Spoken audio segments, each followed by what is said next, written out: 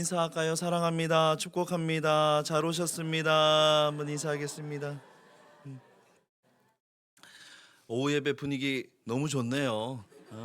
앵콜 나올 정도면 뭐 제가 더 이야기하지 않아도 설교하지 않아도 이미 은혜 충만한데요. 네. 오늘 또 이 예배를 통하여서 더욱더 주님 앞에 헌신자로 서게 되어지는 은혜가 있으시길 주님의 이름으로 축원합니다. 사실은 이남전도회라 그래서 저희 교회 이남전도회는 40대거든요. 그래서 저희는 거꾸로가 돼 있더라고요. 그래서 와서 보니까 그런데 뭐 전혀 걱정하지 않습니다. 유엔에서 정한 청년의 나이가 혹시 몇 세인지 아십니까? 65세입니다. 65세. 65세까지는 다 청년이. 옆에 계신 분에게 우리 이남전도의 회원분들께 한번 이렇게 인사했으면 좋겠어요. 아직 창창하십니다.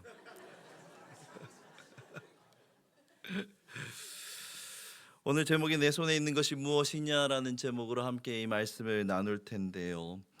먼저 이 질문을 조금 이해하기 위하여서는 그 하나님의 이 질문의 의도를 조금 파악할 필요가 있겠습니다. 그래서 먼저 3장의 말씀을 한번 펼쳐 보셨으면 좋겠어요. 우리 성경책을 가지고 계시면 3장을 한번 펼쳐 보시면 좋을 것 같습니다. 우리 3장 1절에서부터 한 절씩 교독하여서 8절까지의 말씀을 한번 한 절씩 교독해 보도록 하겠습니다. 제가 먼저 봅니다. 모세가 그의 장인 미디안 제사장 이드로의 양떼를 치더니 그떼를 광야 서쪽으로 인도하여 하나님의 산 호렙에 이르매 2절 시작.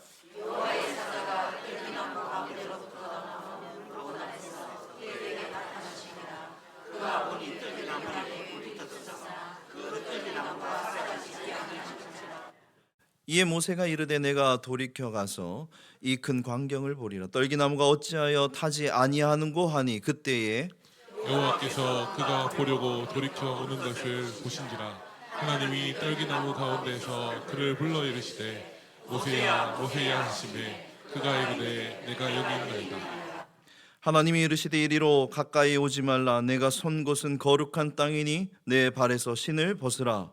또 이르시되 나는 내 조상의 하나님이니 아브라함의 하나님 이삭의 하나님 야곱의 하나님이니라.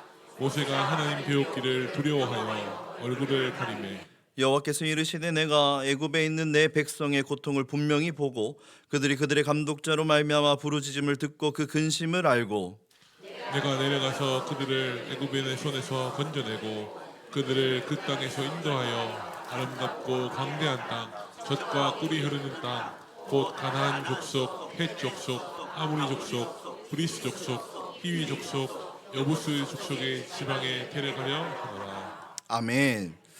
자, 이 장면은 두 가지의 이중적인 메시지를 가지고 있습니다. 먼저 첫 번째로는 이 공동체적인 메시지를 가지고 있는데 지금 이스라엘 공동체가 어떠한 상황인지를 보여주는 장면입니다. 여기 떨기나무는 미디안 광야 어디에서나 볼 수 있는 잡목입니다. 그런데 이 떨기나무를 통하여서 이스라엘 공동체를 상징하면서 거기에 지금 뭐가 붙어 있는가? 불이 붙어 있습니다. 그러니까 지금 이스라엘이 극렬한 극심한 고난 가운데 있다라는 사실을 이 장면을 통하여서 보여주시는 거예요. 왜 보여주시는가? 왜 모세에게 보여주시는가? 모세는 이제 이들을 구원해야 할 지도자로 서야 하기 때문에 지금 어떤 상황인가를 정확하게 하나님의 시선으로 볼 수 있어야 하기 때문에 지금 이스라엘 공동체가 얼마나 극렬한 고통 가운데 있는가를 모세에게 보여주십니다. 우리 사랑하는 오늘 헌신 예배 참여하는 우리 전도회 회원, 우리 성도님들과 우리 모든 성도님들, 헌신자는 하나님께서 보여주시는 사명의 자리를 볼 수 있어야 합니다. 하나님의 마음이 과연 어디로 향하여 있는가? 나를 통해서 과연 하나님은 어떠한 일을 하기를 원하시는가? 내 생각과 내 계획을 넘어서서 하나님이 보내시는 곳이 과연 어디인가? 하나님의 의도는 과연 무엇인가?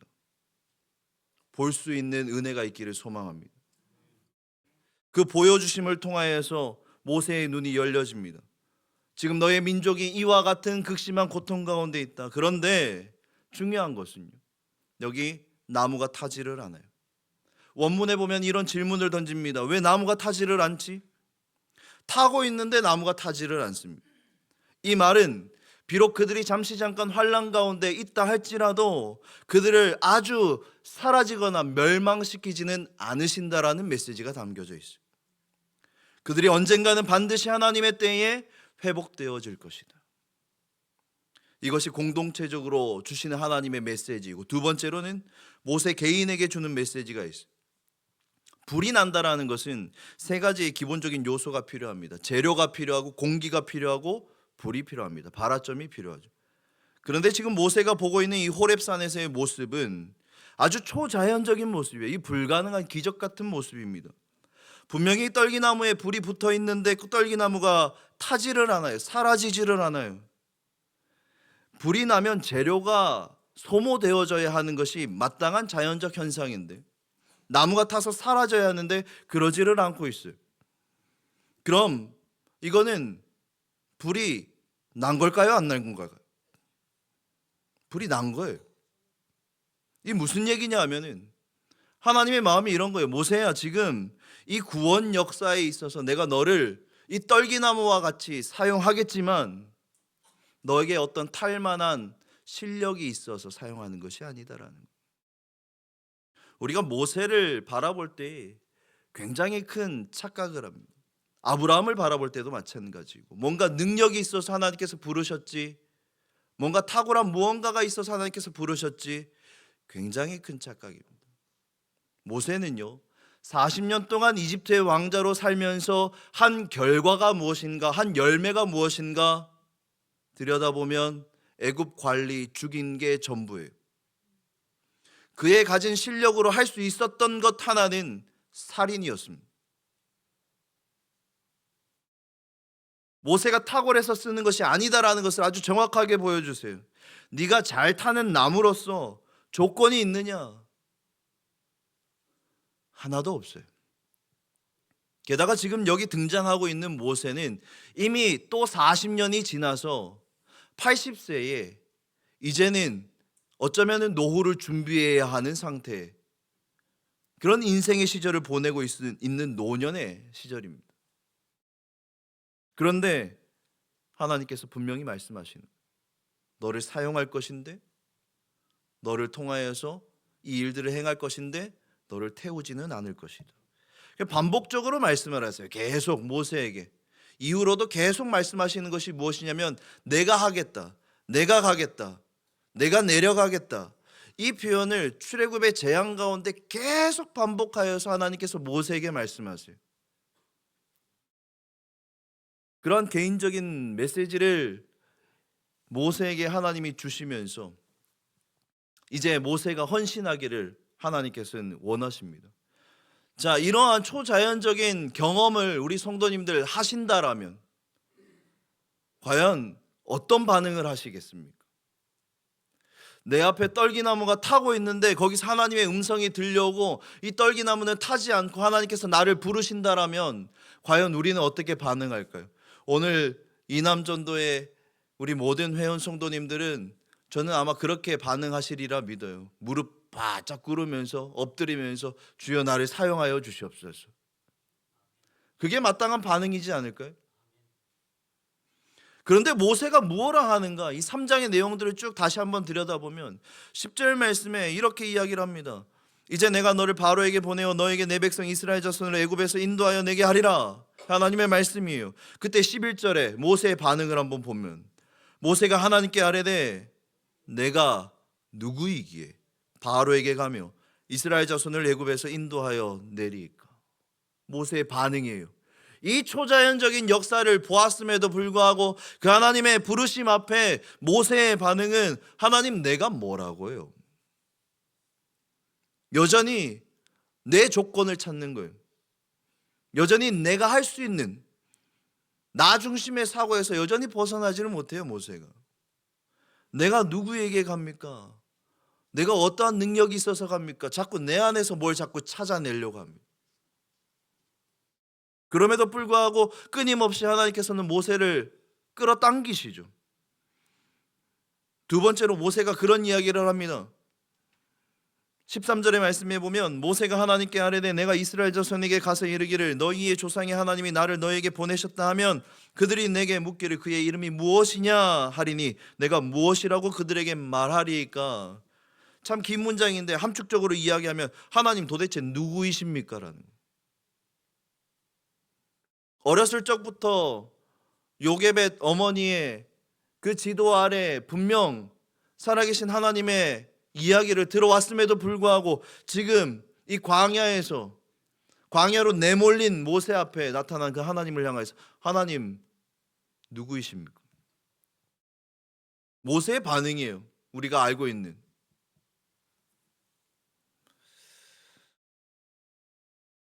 보통 이런 질문을 할 때는 모세의 마음이 상해 있다라는 거예요. 제가 가끔 이따금씩 집에 이렇게 전화를 하면 저희 어머니가 이렇게 전화를 받으시면서 가끔 그렇게 반응하실 때가 있어요. 누구신겨? 분명히 아들이라고 떠 있는데. 그러면 우리 어머니가 뭔가 마음이 상하신 거예요, 지금. 오랜만에 전화했거나 용돈을 안 보냈거나. 그러니까 요즘은 잘 돼 있어서 카톡으로 제가 이렇게 용돈을 조금 보내드립니다. 그리고 다시 전화를 하면 아들 목소리가 달라요. 그럼 제가 그런 얘기 가끔 합니다. 아유 목사 삥 뜯어서 줬습니까? 목사가 부모 공경해야지. 그렇게 우리 부모님 받아치세요. 지금 모세의 마음이 상해 있는 거예요. 어딘가. 내가 하나님 40년 동안 이집트의 왕자로 살면서 그때 나 사용하시지. 그때 뭔가 있을 때 사용하시지. 근데 또 40년 광야에서 지금 푹푹 시간을 보낸 이후에 하나님 찾아와 가지고 나를 이 초자연적인 환경을 보여주시면서 나를 부르실 때 그 아쉬운 마음과 속상한 마음이 다 토로되어지는 거예요. 아유 그때나 쓰시지 지금에 와가지고 왜 나를 부르시는 겁니까? 모세의 반응은 그 속상한 마음에 아유 하나님 안 갈랍니다. 그렇게 하나님 앞에 반응하고 있는 그 모세에게 4장으로 넘어와서 하나님 질문하시는 거예요. 여호와께서 그에게 이르시되 내 손에 있는 것이 무엇이냐? 그가 이르되 지팡이니이다. 마지막까지 모세가 부여잡고 있었던 것 하나가 바로 이 지팡이에요.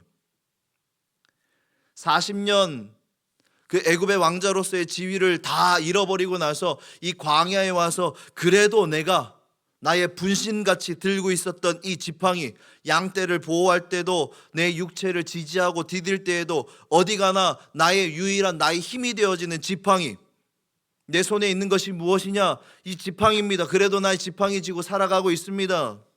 그런데 3절의 말씀에 보면 하나님께서 뭐라 하시는지 우리 3절의 말씀 함께 합독합니다. 시작. 여호와께서 이르시되 그것을 땅에 던지라 하시매 곧 땅에 던지니 그것이 뱀이 된지라. 모세가 뱀 앞에서 피하매. 아멘. 그것마저도 던지라는 거예요. 그것마저도. 네가 할 수 있을 거라고 생각하는 너의 의지, 너의 뜻, 너의 어떤 능력, 그것마저도 던지라는 거예요. 던졌더니 재밌는 현상이 발생합니다. 보니까 이 지팡이가 뱀이 돼요. 그리고 하나님은 그 뱀이 된 지팡이, 이 뱀을 향하여서 하나님께서 한 가지 명령을 하십니다. 4절 말씀에 보면 성경은 이렇게 기록을 합니다. 여호와께서 모세에게 이르시되 내 손을 내밀어 그 꼬리를 잡으라. 그가 손을 내밀어 그것을 잡으니 그의 손에서 지팡이가 된지라. 아멘. 어디를 잡으려뇨? 꼬리를 잡으려. 뱀의 꼬리를 잡을 수가 있을까요? 여기 계신 우리 어르신들은 잘 아실 거예요. 뱀은 잡을 때 목덜미를 잡아야죠. 그렇죠? 그런데 지금 꼬리를 잡으라는 것은, 그리고 이 뱀은 이 성경에 기록된 대로 들여다보면 독사예요. 당시에 죽을 수도 있습니다. 꼬리를 잡으려다가는 바로 이 뱀의 머리가 돌려져서 물릴 수도 있는 상황. 그런데 하나님께서 어디를 잡으라는 거예요? 꼬리를 잡으라. 왜 꼬리를 잡으라 하실까? 여기에는 아주 깊은 뜻이 담겨져 있습니다. 창세기 3장에 보면 뱀의 유혹에 넘어간 인생들이 타락을 하게 됩니다. 그리고 그 뱀을 어떻게 저주하시냐면은 여인의 후손이 너의 머리를 상하게 할 것이다. 여인의 후손 예수 그리스도를 이야기를 합니다. 이 여인의 후손, 정확하게 동정녀의 몸에서 태어나신 예수 그리스도를 이야기합니다. 그러니까 이미 뱀의 머리는 예수 그리스도에 의하여서 승패가 결정났다라는 거예요. 그럼 꼬리를 잡으라는 이야기는 물릴까요? 안 물릴까요? 안 물린다는 얘기예요. 이미 뱀의 대가리가 쳐졌어요. 꼬리를 잡는 것은 일도 아닙니다. 이미 하나님께서 승패를 가름하신 거예요. 이미 승리한 싸움에 너는 뭐만 하면 되느냐? 잡는 신용만 하면 된다. 그 지팡이 줍는 게 어려운 일이 아니에요. 그 뱀의 꼬리를 잡는 게 어려운 게 아니에요. 못 가겠다라고 버티고 있는 모세에게 나의 능력이 없어서, 나의 뭔가 지금 할 수 있는 게 없어서 버티고 있는 모세에게 하나님 말씀하시는 건 하나예요. 가서 그냥 폼 잡고 서 있으라는 거예요. 다 하나님이 하시겠다라. 이미 끝난 싸움이니까. 전능하신 하나님, 스스로 있는 하나님, 내가 너와 함께 하겠다, 내가 내려가겠다, 내가 하겠다, 끊임없이 말씀하시는 그 하나님께서 모세를 끊임없이 설득을 하십니다. 이 하나님의 포기하지 않는 사랑과 설득 끝에 모세가 바로 앞에 서게 돼요. 사실 이거 하나 가지고 안 되니까 또 하나 더 보여주세요. 6절 말씀에 보면 여호와께서 또 그에게 이르시되 내 손을 품에 넣으라 하시매 그가 손을 품에 넣었다가 내어보니 그의 손에 나병이 생겨 눈같이 된지라. 손에 나병이 생깁니다. 나병에 걸리면 몸에 썩어가 감각이 없습니다. 알지를 못해죠. 이 역사 가운데 거대한 고난 가운데 빠져있는 이스라엘 공동체의 모습이기도 하고, 어쩌면 우리의 상태의 모습이기도 하고, 죄 아래 놓여져 있는 우리의 모습이죠. 그런데 다시 품에 넣었다가 빼니까 본래의 살로 돌아옵니다. 너가 지금 하나님 안에 있고 너가 하는 것은 그저 손 하나 품에 넣었다가 빼는 것 정도라는 거예요. 하나님이 대단한 걸 요구하시는 게 아니에요. 그냥 품에 넣었다가 빼는 거 어렵지 않습니다. 이미 다 죽어가는 그 뱀의 꼬리를 잡는 것 어렵지 않습니다. 앞으로의 이 출애굽기를 아시겠지만 하나님께서 다 인도하십니다. 10가지의 재앙뿐만 아니라 홍해를 건널 때에도 모세가 대단한 무언가 능력을 발휘하여서 홍해를 갈랐던 거예요? 아니요, 하나님이 가르셨죠. 밤이 새도록 동풍을 불게 하셔서. 앞서서 우리 3장의 떨기나무의 장면을 기억하시리라 생각합니다. 떨기나무가 타요? 안 타요? 안 타요. 하지만 역사는 나타납니다. 왜요? 하나님이 하시니까. 사실 들여다보면 나 하나 태워가지고 뭘 어떻게 하시겠나 싶어요. 그런데 하나님이 하실 때 하나님의 역사가 나타나거든요. 우리는 가끔 이럴 때가 많습니다. 하나님, 제가 요것만 잘 되면, 하나님 이번에 승진하고 나면, 하나님 이번에 우리 아들이 합격하고 나면, 얼마나 나의 능력과 조건들을 막 내세우는지 몰라요. 하나님 이번만, 하나님 이것만 나아지면. 그래서 그때를 기다리고 그때 하나님 내가 헌신하겠습니다 이야기하는데 우리 사람들의 아주 큰 착각입니다. 그때가 곧 오리라는 보장은 없어요. 우리에게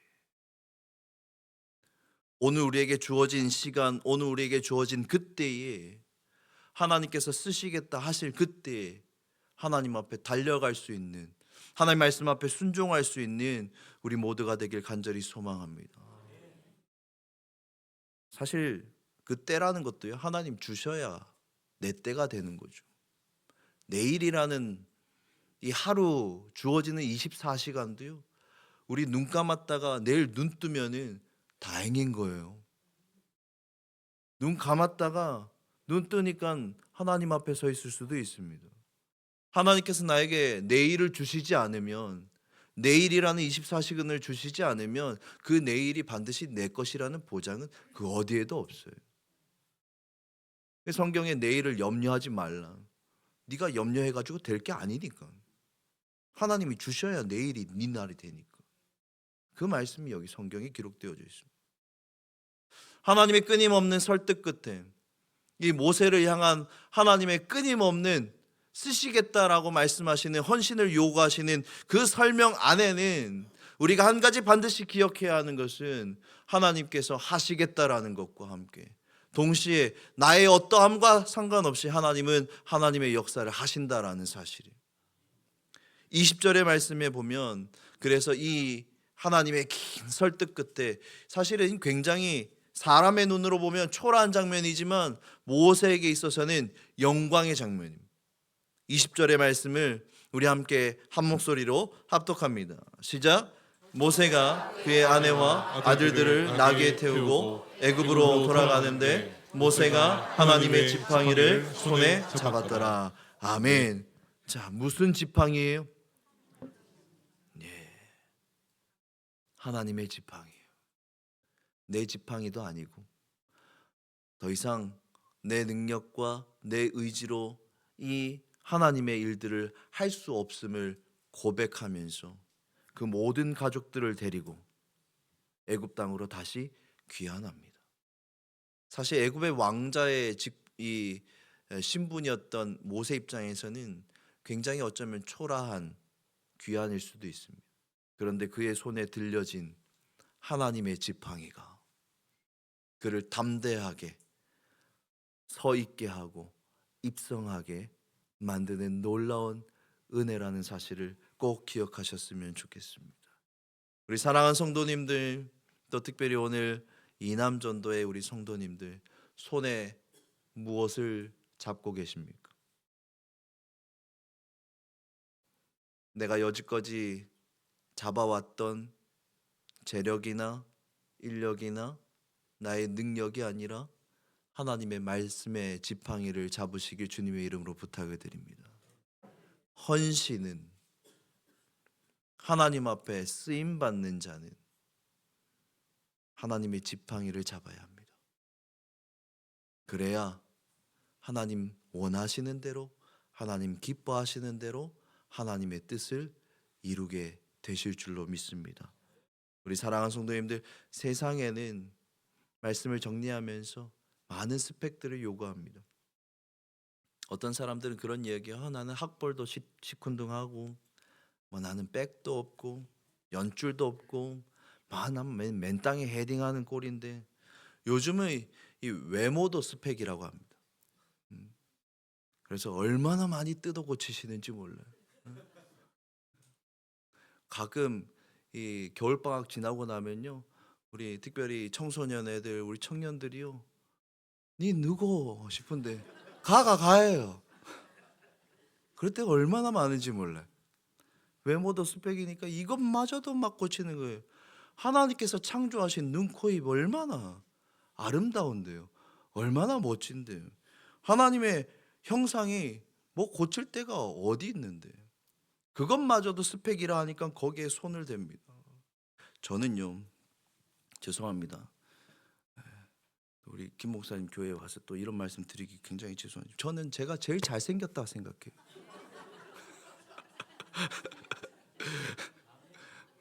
아니, 아멘 안 하셔도 됩니다. 물론 우리 동성교회에서는 우리 김 목사님이 제일 잘생겼습니다. 소리가 작네요. 저희 교회에서 제가 제일 잘생겼다 그러면 저희 아멘 하시거든요. 하나님이 저 창조하셨으니까, 하나님이 저를 부르셨으니까, 아무것도 아닌 막대기 같은 인생을 하나님 쓰시겠다고 부르셨는데 얼마나 귀한 인생이고 얼마나 잘난 인생입니까? 우리 사랑하는 이남전도의 우리 성도님들, 제가 듣기로는 60세에서 70세로 들었습니다. 청춘이십니다. 창창하게 앞으로도 하나님 말씀에 지팡이 붙잡고 하나님 손에 쓰임바 되어지는 은혜가 있으시길 주님의 이름으로 축복합니다. 그래서 교회를 더욱더 든든하게 세우시고 더 나아가서 지역과 나라와 민족을 아름답게 세워져가는 우리 성도님들 되시길, 또 우리 모든 동성교회 성도님들 되시길 주님의 이름으로 축원합니다. 주님의 이름으로 축원합니다. 잠깐 기도하겠습니다. 하나님 감사합니다.